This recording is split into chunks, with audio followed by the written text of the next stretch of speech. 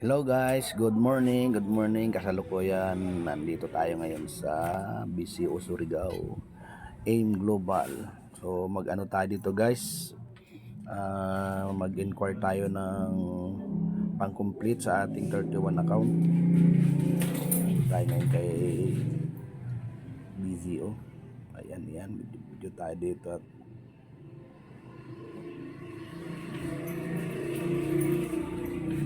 tour tayo mga kaibigan. Tour ko kayo sa loob ng BCO. Yan yung kanilang mga paninda. At ang dami nilang C24/7 at saka complete.